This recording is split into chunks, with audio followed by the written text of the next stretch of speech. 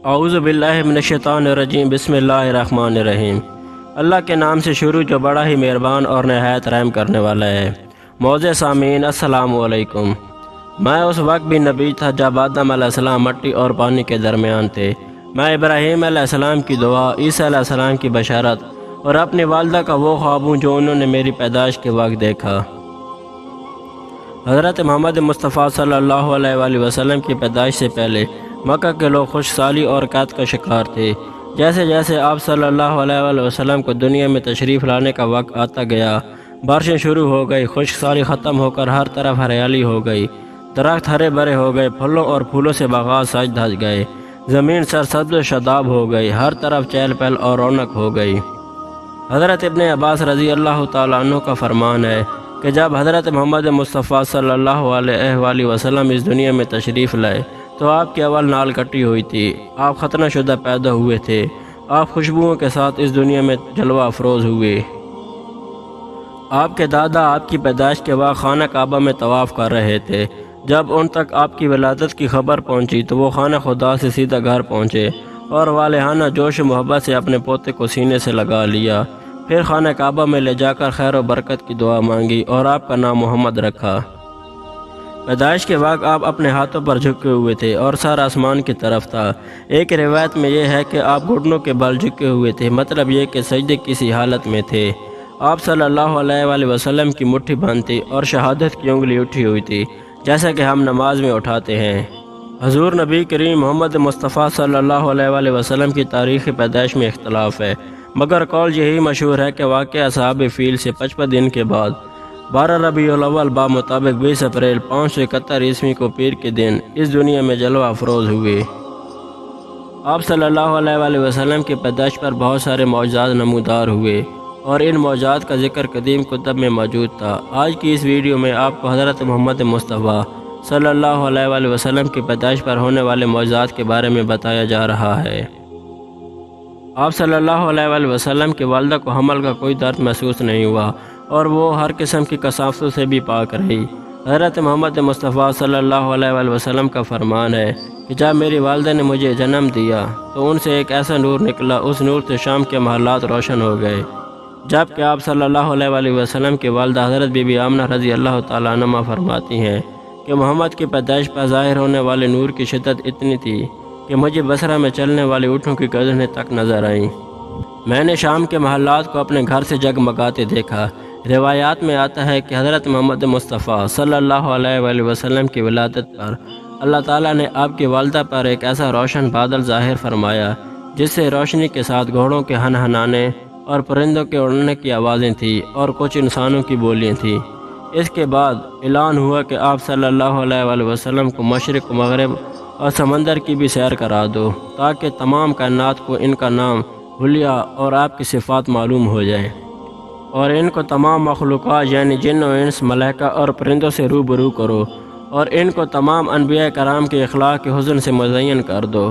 اور اس کے بعد وہ بادل جھٹ گئے، ستارے قریب آ گئے اور منادی نے اعلان کیا، حضرت محمد مصطفیٰ صلی اللہ علیہ وآلہ وسلم کو تمام دنیا پر قبضہ دے دیا گیا ہے اور کائنات کی کوئی بھی چیز باقی نہ رہی جو ان کے قبضہ اقتدار میں نہ ہو۔ اس کے بعد 3 شخص نظر آئے، ایک کے ہاتھ میں چاندی کا لوٹا، دوسرے کے ہاتھ میں سبز زمرد کا تشت اور تیسرے کے ہاتھ میں ایک چمکدار انگوٹھی تھی۔ انگوٹھی کو 7 مرتبہ دھو کر حضور نبی کریم محمد مصطفیٰ صلی اللہ علیہ وآلہ وسلم کے دونوں شانوں کے درمیان مہر نبوت کو لگا دیا گیا۔ پھر آپ کو ایک خوبصورت ریشمی کپڑے میں لپیٹ کر آپ کی والدہ ماجدہ کے سپرد کر دیا گیا۔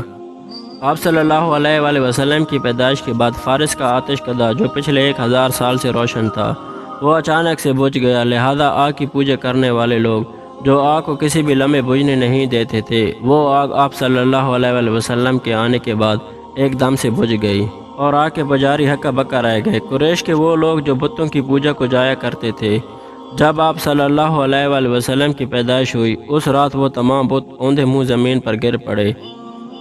لوگ بار بار بتوں کو سیدھا کرتے جاتے لیکن بت مسلسل اوندھے منہ زمین پر گرتے رہے۔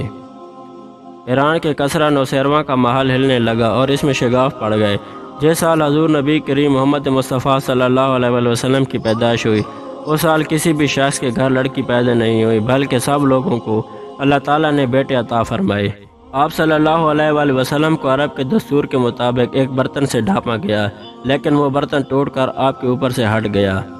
اس وقت آپ صلی اللہ علیہ وآلہ وسلم اپنا انگوٹھا چوستے ہوئے نظر آئے، اور آپ کی پیدائش کے موقع پر شیطان بری طرح سے چیخنے چلانے لگا۔ آپ صلی اللہ علیہ وآلہ وسلم کی پیدائش کے بعد ساری کائنات کو روشن کر دیا گیا۔